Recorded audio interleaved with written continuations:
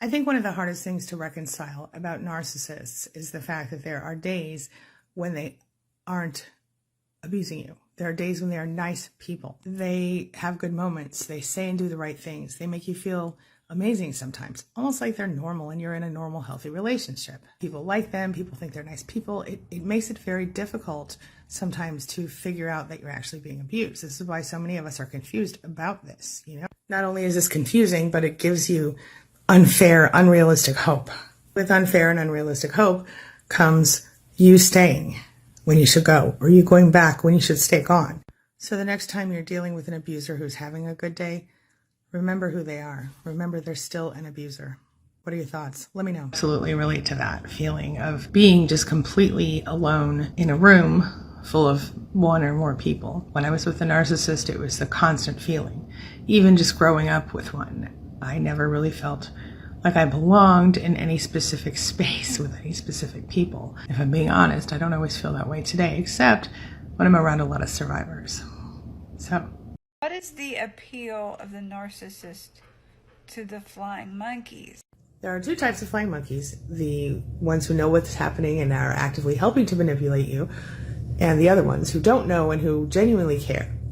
So those who don't know and genuinely care, you can't blame those ones as much, right? Because those are the ones who, like the narcissist tells a bunch of lies about you and they worry and they come check on you, whatever. They're still doing the narcissist's bidding, but they're not doing it on purpose.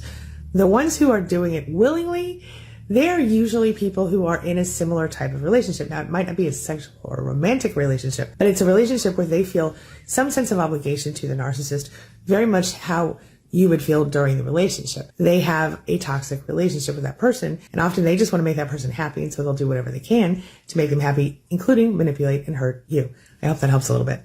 Just for the record, if you have left a narcissist or you have reacted to a narcissist's behavior, and now you're questioning yourself and doubting yourself, you're not wrong. You didn't overreact. You weren't being crazy. You didn't misunderstand anything. You saw what you saw. You heard what you heard. You knew what you knew. Trust yourself. Stop feeling guilty. Stop doubting yourself. You gave them more chances than they deserved. Even though it doesn't feel like it right now, one day you're going to look back at this moment and this time in your life and you're going to realize it's a blessing. It's a good thing. Consider this your sign that if you haven't yet, it's time to move on. And if you already have, well, good for you. Hello? Yeah, hi. This is Susie. I'm dating your ex. You're dating Narco? He's such a sweet guy. Yeah, he's a great guy. How long have you guys been together? I mean, we've been dating for like 3 weeks. He's just perfect. How can I help you, Susie? He says you won't divorce him, but I really want to marry him. So, can we work something out? Okay. Yes, absolutely. I'll divorce him. Tell him to go ahead and sign the papers I sent over. Okay. You sent over papers? Yes, I sent them weeks ago. Could you please ask him to sign them for me? Yeah. I gotta go. Narco! Cherry on top of the gaslighting sundae is then the gaslighter portrays himself as the only one that loves, accepts, and will protect the victim.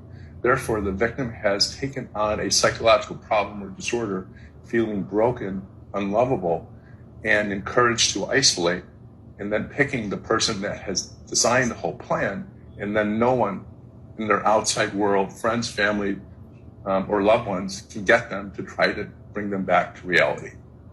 And therefore, they are trapped, sometimes forever trapped, by the scheming, sociopathic, gaslighting narcissist. Things narcissists say early in a relationship. Where have you been all my life? You're freaking perfect. I'm only tipping 1% because that waiter was terrible. My ex is crazy. Completely insane. I can't believe I'm saying this, but I think I love you. Are you my soulmate? Of course I was rude to that person. They're beneath me. I literally want to spend every minute of my day with you. Can you just stay one more day? Why didn't you text me back? My crazy ex is obsessed with me. You can't believe anything they say. What do you mean you don't love me yet? I told you you're my soulmate. Seriously, I think I've been waiting for you since the moment I was born. I told you that my ex never texted me back and they were always cheating on me when they did that. Poor me. I like everything you like. What do you mean? How is it possible that we both like all of the same things? Any of that sound familiar to you? Let me know. You feel like you've never fit in, it's because you're not meant to. You're meant to lead. Honey, leaders aren't meant to fit in a box. They are meant to be unique and free-spirited, just like you. Gaslighting is a manipulative, systematically perpetrated strategy that pathological narcissists use in order to control and often hurt their victims. They do that by instilling a narrative, implanting a narrative about a person that something is wrong with them when nothing was, or something is very wrong with them with a problem they had that was originally mild. While by systematically manipulating the environment to prove their narrative, their victim eventually recognizes this fake narrative and identifies with the problem. As the gaslighter manipulates them to identify with the problem, he then builds a narrative that they are needy, unlikable, and would do better if they isolate. There might actually be something to seeing being a healing thing for you. See, there's this theory called the polyvagal theory Dr. Stephen Porges created. And basically the theory says that the vagus nerve, which is connected to most of the organs in your system, when it has lost tone related to trauma and other things, you kind of feel like crap and you feel miserable and terrible and all the trauma symptoms are there. But when the vagus nerve can be stimulated, well, then you can relieve those symptoms. And one way to stimulate it is to sing or hum.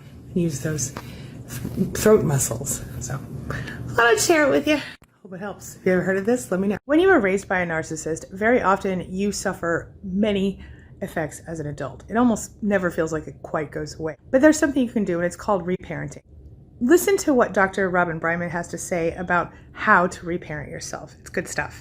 So one thing I do recommend, I always talk about partnering with yourself, but people sometimes have a hard time understanding that. So I say, be your own best mommy or be your own best daddy, and talk to yourself, let's say your inner child, talk to this inner child like you would being your ideal parent.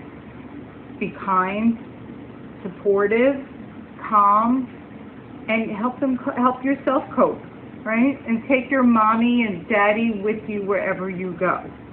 You're the adult now, and you have to take care of your own needs, and you can do it. First they give you butterflies, then mental trauma. Hey besties, time for the daily ew.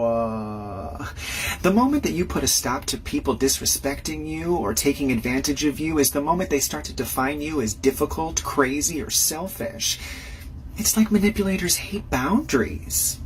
Relationship begins just like any other, with the standard phases of initial attraction, infatuation, and eventually falling in love. But what type of person does a narcissist actually go for? Well, there's no one single type that a narcissist typically goes for, technically. I mean, there are no parallels to be drawn among the partners of narcissists if we're talking about height, weight, eye color, race, or any other physical or cultural characteristic. While there seems to be no ideal or standard mate, friend, spouse, etc. for a narcissist, there are certain similarities about the relationships that we can point out, certain parallels. For example, the narcissist typically begins any new relationship with sort of a honeymoon period, during which everything seems perfect, almost too good to be true. Living in a relationship with a narcissist can be everything from exciting and exhilarating to soul-sucking and traumatic. You might compare it to a type of emotional roller coaster. Don't cry, because it won't help. Have you heard that one before? Actually, I have, and as you so eloquently stated in your video, that's wrong. Research tells us that not only does crying help you with soothing yourself, helping you feel better emotionally, but it actually has some other benefits. When you do cry those emotional tears, you actually release oxytocin and endorphins, which are feel-good chemicals your body naturally produces. Those chemicals not only help you feel better emotionally in short time, but they also actually help you feel physically better. They take away physical pain, very much like taking a Tylenol takes away physical pain. As a matter of fact, they say that when you take a Tylenol, you can also relieve emotional pain. What are your thoughts about all this? Did you know this? Let me know. And hey, by the way, cry if you need to cry. It's okay. Gaslighting is a manipulative ploy used by pathological narcissists who have sociopathic traits. In other words, they know what they're doing. They're not the garden variety narcissist who's oblivious to their narcissism. you've ever been interested in knowing exactly what it might look like if a flying monkey was engaging in your relationships, I've got something for you today. It's a situation where this person sent a family member of the husband a video of his abuse. And instead of saying, "Oh my God, I'm so sorry that's happening to you," this mother trucker says, "Why were you filming?" As though somehow that's invading the brother's privacy, or why would you be filming while he's abusing? I don't know. But ultimately what I see here is a generational thing, right? So you see two brothers in the same family, and instead of acknowledging the abuse and supporting his brother's wife, he chooses to blame her for doing the recording. That's a straight up flying monkey. Have you experienced something like this? And could you look back in their family situation and see how the flying monkey may have developed? It's really unacceptable. Let me know your thoughts. Phrases that narcissists use to gaslight you. I never said that. What are you talking about? Excuse me, but you're overreacting again. Aren't you being a little dramatic? Do you hear yourself? You need help. I'm not sure why you'd think that. What does that say about you as a person? I'm sorry you feel that way, but that's not really my problem. I'm not responsible for your feelings. I was just joking. Do you have no sense of humor? If you keep acting so jealous, I'm going to give you a reason to be so jealous. Why are you so insecure? I never said that. You took that wrong. That's not how I meant it. You're crazy. What is wrong with you? Any of those sound familiar? What would you add? Let me know. I don't just listen to your words. Sometimes all you have to do is just walk into a room and I can read your energy just because I feel it. Sometimes when you're feeling angry or upset, I can barely breathe. I watch your face. I can tell a lot by the way you hold your mouth. I know what you're saying and what you're not saying. I can tell what your silence means. I watch your body language. I can tell how you feel or what you're thinking about or just your general mood based on the way you're holding your shoulders, the way you're holding yourself in general, the way you're standing or sitting. Maybe you want to call me an empath or maybe you want to call me something else. I'm not psychic. I'm just a survivor of narcissistic abuse. The truth is that a lot of trauma victims end up with these skills, and we do call ourselves empaths many times. Growing up, I assumed I learned these things because it helped me stay safe. As an adult, I like to say I'm an empath. It feels better than saying I'm an abuse victim. What are your thoughts about all this?